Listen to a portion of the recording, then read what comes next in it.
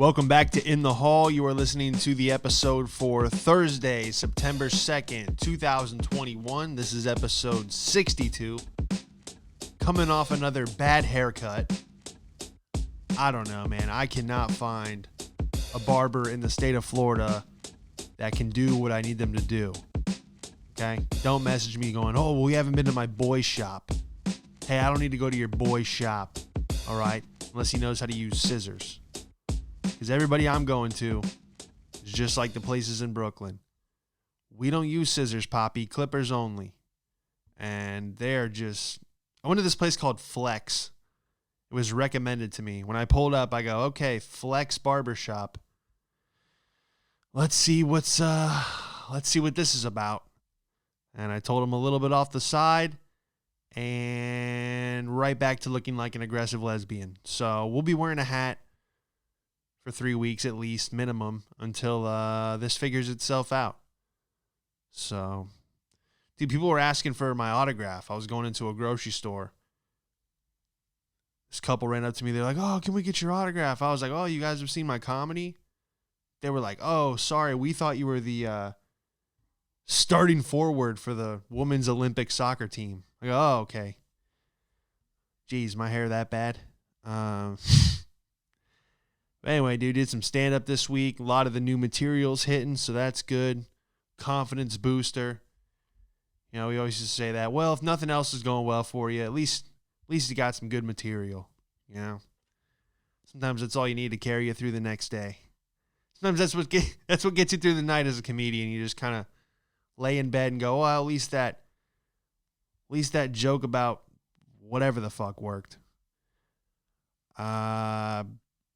Dude, we are at 91,000 views on the podcast clips. So people are enjoying the shit out of the podcast in 1 minute increments and slowly trickling into listening to the full episode. So all the new listeners, man, again, welcome. Everyone who's been here from the start, leave a review if you haven't, because, man, I'll shout you out, dude, if you leave a review. I shouted out the 3 people that have left written reviews and the 7 that put 5 stars on Apple. I haven't checked Spotify. I'm just mainly focused on the Apple thing. So, yeah, if you like what I do, man, leave a review. Keep hitting that thumbs up. Tell your friends, your coworkers, your grandma. She's not doing anything, dude. Put on my show while she's knitting a sweater or whatever she's doing. But anyway, man, yeah, let's get into the show.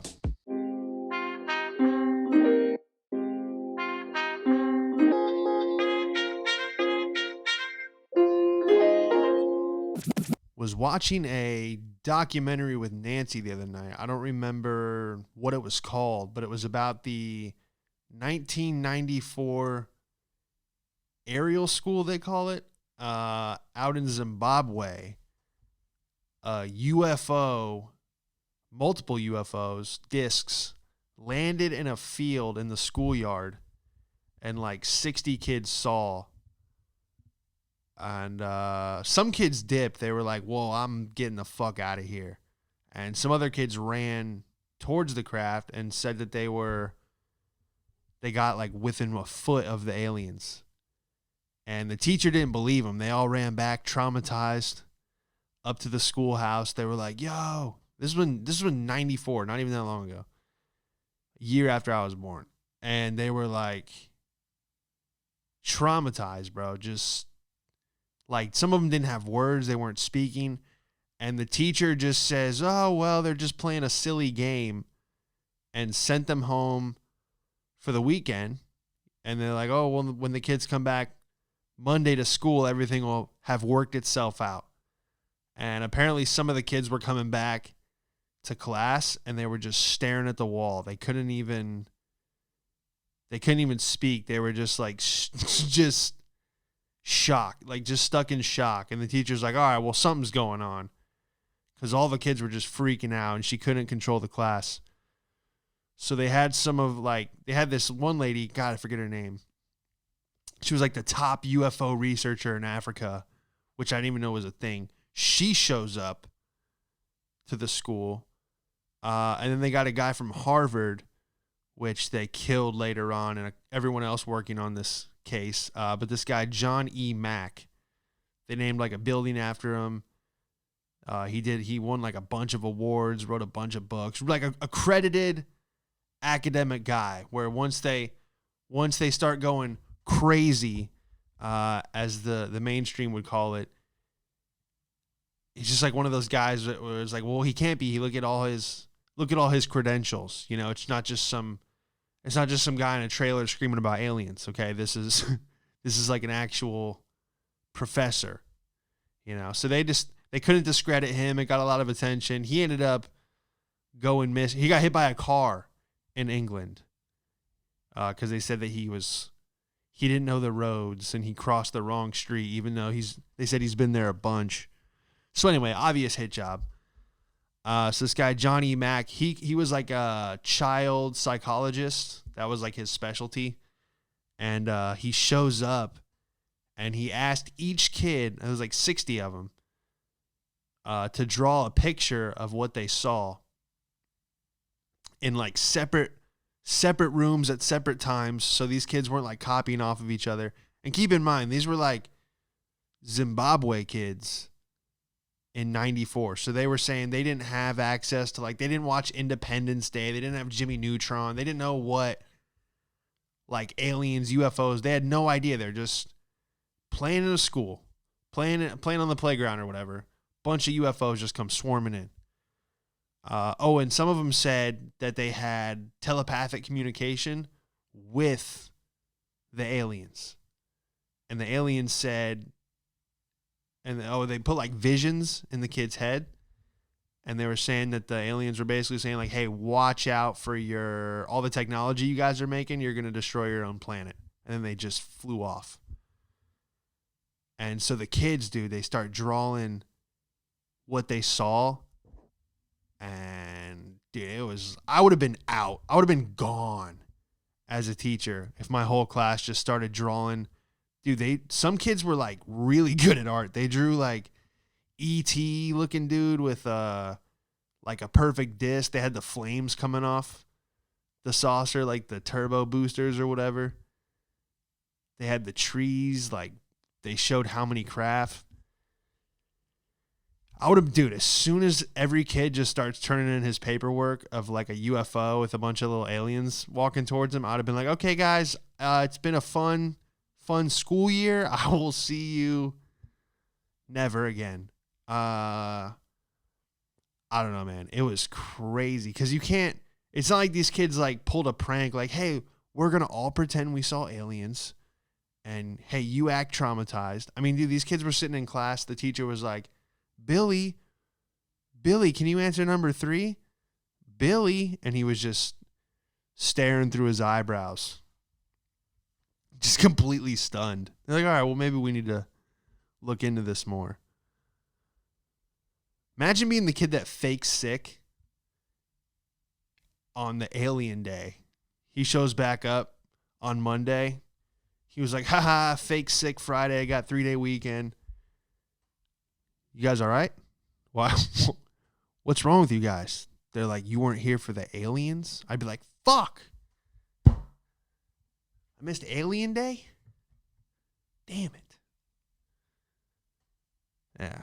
And now all the kids are making money off the incident. They're like selling books and stuff. Some of them said they were tired of, they just deny it when someone's like, hey, did you see the aliens tonight? They're like, no. They don't even want to deal with it anymore because it's just, imagine seeing that and then people just don't believe you. Like the people that do get abducted, they probably do get abducted, but it's like, are you going to believe the guy? It's like, the thing picked me up with a tractor beam and it took me into the ship. And you're like, all right, Jethro. Sounds like you got the wrong batch of meth or whatever. You know, it's just because they never like abduct someone in some like New York City writer. And they're like, oh, it picked me up with great force. And they're like wearing a suit. It's always just some guy that comes out of a field. He has like a macaroni and cheese stain on his wife beater. And he's like, the thing had a big head. And they're like, all right, whatever. Nothing to see here. Just a crazy guy. So, but yeah, dude, they basically told these kids like, you need to chill out with the technology. And the kids were like, all right, we don't we were playing soccer. We don't know what you're talking about. But yeah, interesting. Look it up, dude. 1994 aerial school. Take a look at all the drawings. Some kids were lazy. They drew like a circle and like 2 stick figures. And they're like, the teacher's like, this is what you saw? They're like, yeah. And some kids went into like great detail. And the kids that were better drawers, artists, you should say, that's when it like the more real it became. You're like, oh, their eyes did look like that. The kids were holding up like doing the binoculars with their hands going like their eyes were this big. Holy shit. I don't know. You would have so many.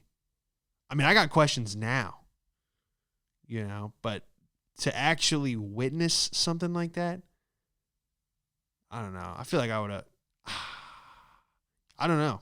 It's easy to sit here and be like, oh, I would have asked the alien, like, how fast does that spaceship go? It's like, no, you wouldn't. You would have probably pissed yourself. Wild, dude. Yeah, are we ready? Are we ready? Like, say a general of the military gets on the news tomorrow and he goes, hey, we've been fighting extraterrestrials for years. Some of them are good. They walk among us. Like, are people really ready to hear that? I mean, I know there'll be some people that were like, I knew it the whole time. And they're like, lock and load. But then you'd have people just driving their car off a bridge because they just wouldn't know how to. It would shatter so many. Everyone lives in like their own little reality. And that would just explode the minds of so many people. Even if you kind of already know, like every civilization has drawn like giant headed people, bird people in caves. And it's to a point where you're like, they're not all, they live far enough away that they can't all be drawing the same thing. They're not cheating off each other's test when they're not even in the same class. You know what I mean? So are we ready, dude? Like if an alien just came up to you and was like, hey, I mean, shit, I don't know what I would do. I really don't. Especially if he's like speaking to you telepathically. I'd be asking him like, well, can we all do this? Because I'm tired of paying Sprint. If I could just unlock something in my brain and talk to somebody on the other coast with just my mind, can we hook that up? Can save me $110 a month? Wild stuff, dude. Yeah, look it up. 1994 aerial school. Just take a look. Look at these sketches and these crayon drawings. Horrifying. Something about a kid drawing something scary in crayon is already like bad enough, but when they're drawing like ETs and saucers, you're like, okay. Anyway, what else we got in the news? CVS is trying to do therapy now. They're getting into the therapy game. So I guess you can grab a tub of ice cream on your way out of your corner store therapy. Is this where it's going? You know, is therapy, I mean, therapy is everywhere now. It's online, in person, which is great. I mean, I think everyone should have access to mental health, therapy, whatever you got to do. But it's also showing where our society is, of how much therapy is needed. I don't know. What if therapy becomes a service that's like so widespread that no matter what company you have or what service you offer, that you would actually be losing money if you didn't offer it? You know, it's like, say CVS does it. You're like, oh, I'm headed to therapy. Someone's like, where are you going, CVS? You're like, oh, I used to go there, but now I talked to Raj at the 7-Eleven. He seems like he really cares. You know, it's weird telling someone your problems in a freezer, sitting on a case of Heineken, but if I buy a Slurpee, he listens. It's just like, yeah, let me get a double with cheese, medium fry, and a lemonade. Does that come with therapy? He'd be like, no, sir, therapy costs extra. It's going to be like, therapy is going to be like guac at Chipotle. Just whatever you want, a 10-piece nugget with a side of therapy. You're just sitting there crying while dipping fries in a sweet and sour sauce. I don't know, dude. It's just CVS. What's the solution? You know, I feel like everyone's too tied up in social media is a problem, bro. It really is. The news, people are just addicted to it. They love like, oh, what negative shit can I sink my teeth into today? But yeah, dude, I downloaded TikTok like 2 days ago. I finally caved because it's everyone's on there. So it's like, I'm going to put the podcast on there, you know, the clips, some stand up, just another avenue to spread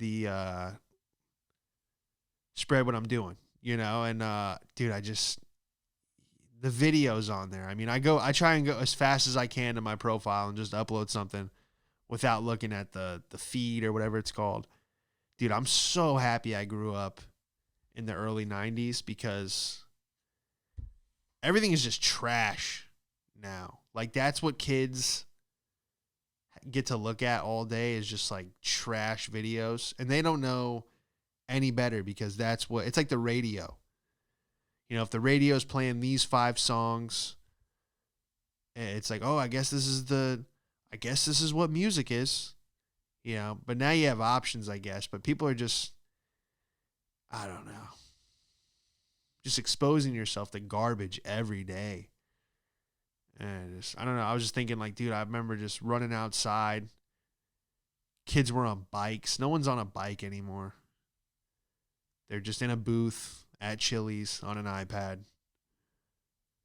You know, hopefully they brought headphones. Otherwise, you hear the doot doot doot doot doot doot doot or whatever Candy Crush game they're playing. Yeah, I don't know the solution, man. I'm just asking questions like, where was the shift of, like, everyone just needs therapy now? Everybody. Mental health is like the biggest. And I think it only came about because of everyone just constantly being on social media, constantly comparing themselves. Oh, do I have enough? Am I good enough? Because your mind will play tricks on you, dude. I feel like it's already kind of in a negative focus, especially if you grew up around negative people. It's hard to stay in that positive mind, state of mind, I should say. I don't know where I'm going. I'm just kind of rambling now, but yeah, I think everyone just needs to, like, slowly. I'm actually starting to like hipsters. I used to just fucking hate hipsters. Look at them with their old shit, their old cars. They make coffee with their hand press, whatever. I'm better than you, Coffee Maker 2000. But now I'm like, dude, maybe hipsters are right. Maybe we should all go back to kind of the 60s and 70s. I mean, the dressing was better. You know, like, everyone was wearing suits. Women would wear dresses. You know, everyone looked more professional. Yeah. I actually wouldn't mind seeing those stupid curled up mustaches every now and then if it meant we could kind of go back to just relaxing as a society. Everybody just kind of unplug and chill out. I don't want to go all hippie, but that hippie movement, like Woodstock, 60s, where everyone was just like, yeah, man, just kind of get high by a fire and just live in a van, man, and just wherever I want to go, dude, as long as I got gas money. And of course you had gas money. It was like 10 cents a gallon. So you could find that on a floor at a little festival or wherever the guy was playing a banjo. But yeah, dude, I don't know. Maybe there's got to be a balance. Right now I feel like it's just an overload of garbage. And maybe everyone will pull back. Hopefully it's a fad where everyone's like, oh, I can't believe we used to be on our phones that much. Or maybe the phone just gets installed into your forearm. Either way, we're going one or the other. One or the other. Another article I saw, hourly workers not returning to work, which we all know. If you go into any business now, they have like a help wanted sign or, urgently hiring. The Wawa is giving $500 for a signing bonus, a gas station / restaurant. I don't want to call it a restaurant. I don't know. My thing on Wawa is like, hey, if you're in there, you're getting gas, you're in a hurry, you need to get a sandwich, cool. But the people that like plan on getting Wawa for dinner, like the Wawa commercial where someone rings the door with a mask on and they're like, who ordered Wawa for dinner? And the family's like, yeah, Wawa. I'm like, oh, you guys are trash. Like if you're planning on having Wawa for dinner, like looking forward to it, to me, it's like a last minute thing. You know, like I love fast food, dude. I don't eat it every day, but if I'm like, shit, I got 15 minutes or whatever, like I'll get a small burger from somewhere just to hold you over to get some real nutrition. But anyway, what were we talking about? Yeah, Wawa's giving people like a grand after 90 days of employment, and then it's like $13 an hour. But people just, I don't think people care anymore. I feel like everyone's selling drugs. I'm confused at this point. At first, I was like, oh, everyone's on unemployment.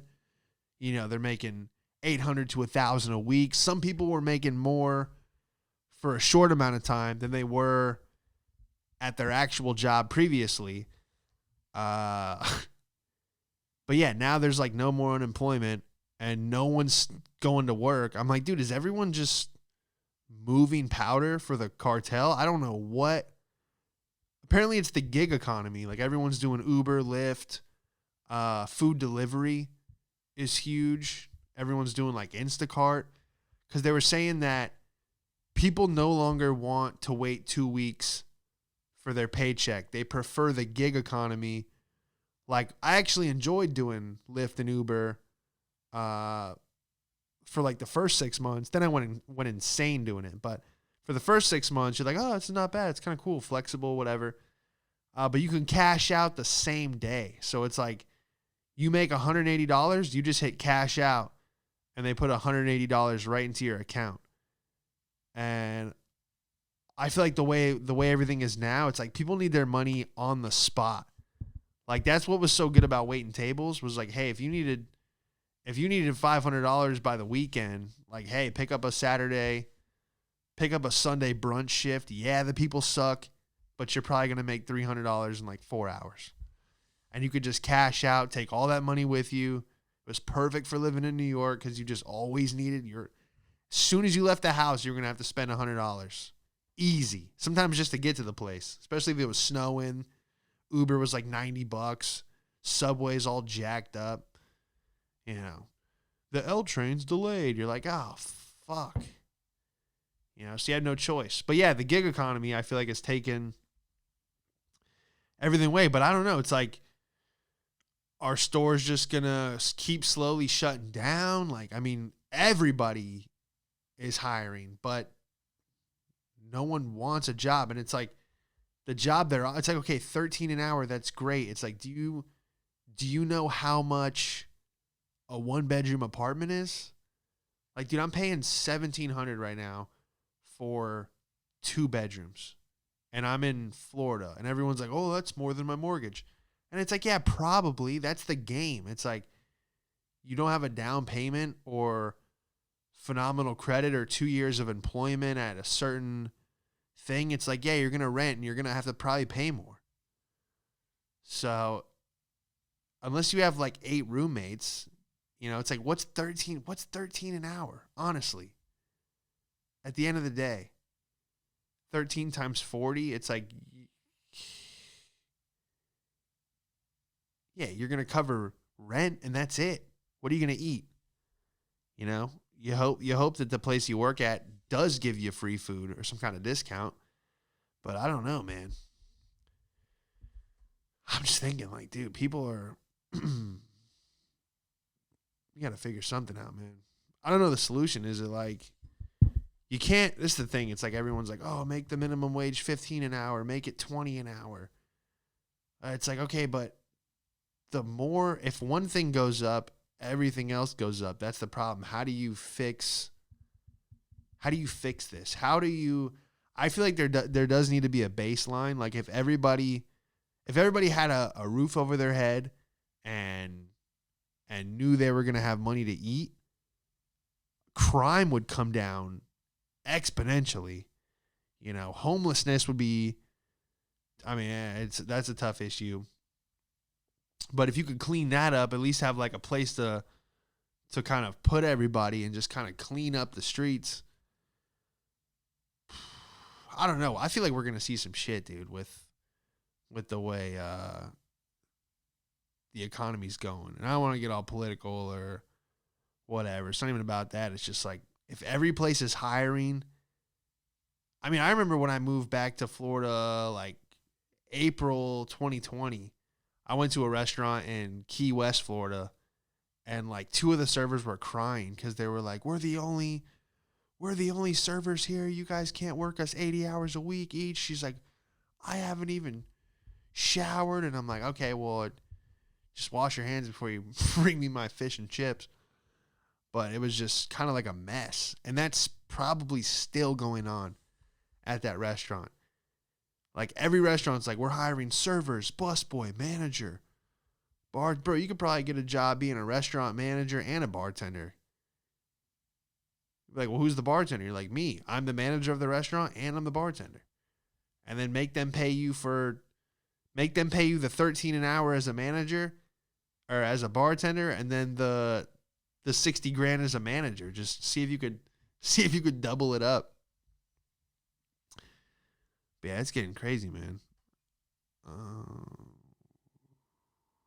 Yeah, it's about midnight here. Would it be 20 minutes in, 28 minutes?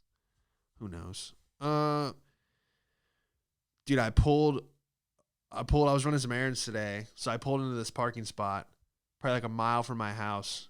And there was a lizard hanging out on like the rear windshield in between like the trunk and the window. And then he just jumped off into the parking lot. And I don't know. I was just like, dude, get back on the car because you just moved. Like if you're a lizard or like a bug and you get on a car and that thing just starts going, you just left behind your entire lizard life wherever you came from, you know? I just thought it was funny.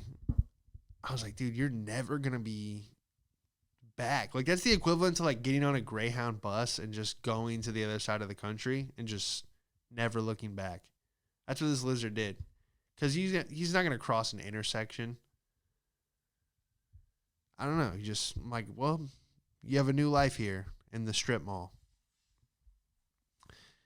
Oh, look, I don't know. I thought about that. I passed I passed an exotic animal hospital. An exotic animal hospital. And it wasn't even like on like some back road. It was on like a main road. Just in a suburban area with like a grocery store. It was next to a Panera Bread. And it was like a really nice facility. And I was just thinking like, well, the overhead here has to be like $10K a month for this corner, busy intersection location. And by the way, Panera Bread is trash. Can we admit that? Terrible. As far as like, if you want like a tea, they have plenty of good teas to choose from in the fountain. You can mix them up. Hibiscus berry mixed with the green tea, you know, whatever you want. That's great. Good job, Panera Bread. But as far as like the sandwiches, dude, you get back to the table, you sit down, you bite into it, and you're like, there's a half a piece of cheese and half a slice of ham. Like they don't put any meat or cheese. They put no toppings. It's just literally in the name, Panera Bread. You're going to give me an entire loaf of bread. And then when I come back, I'll literally go back to the counter and be like, hey, there's one slice of turkey. And the guy's like, oh, this is Panera Bread, not Panera Turkey. Get the fuck out of my face. And you're like, oh, okay. That's basically what they tell you. They're like, what do you want me to do? This is what we do here. They offer you like, oh, well, you could dip the bread in the soup. I go, I don't want soup. I want like a sandwich. I want something that's going to fill me up.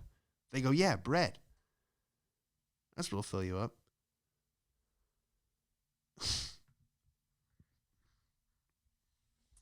Yeah, so the rent for this place, I was just thinking, like, how many armadillo arms are you fixing a month to cover the overhead for this exotic pet hospital?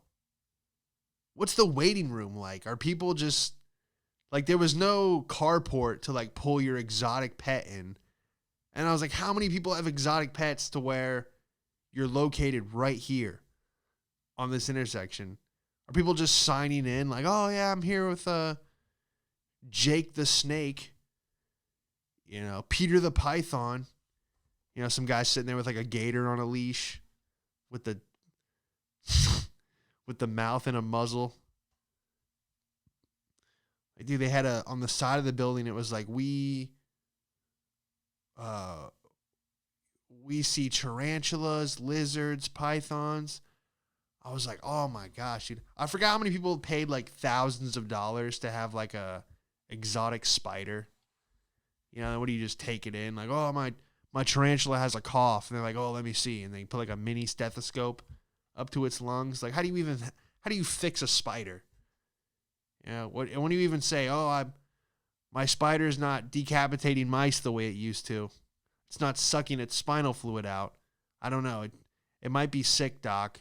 Can you help me with my venomous tarantula that I imported from Australia? What the fuck is going on in that place? Some guy just walking an elephant through who? I don't know. Different breed of people for sure. Just to have like snakes and lizards. Sometimes I get the what was it, like the dragon lizard? I don't know what it's called, but sometimes those are cool. If you have like a big enclosure, it looks like a mini desert. You just have like a big lizard in there chilling. I mean, I guess that's cool, but like, I don't know, owning a tarantula and then one day you go and you try to show your friend, oh, it's my tarantula, and then it's not in there. You're just like, well, fuck. What are we gonna do? Yeah, dude, I think we'll leave it right there, man. Shout out to Trill Trees for continuing to support the show. Hit up at Trill Trees on Instagram. If you land in LAX or anywhere in Southern California, they will point you to the right direction to find the best cannabis. Also, I want to give a shout out to New Orleans, anyone affected by that storm. Shout out to Mike Kelsey, man.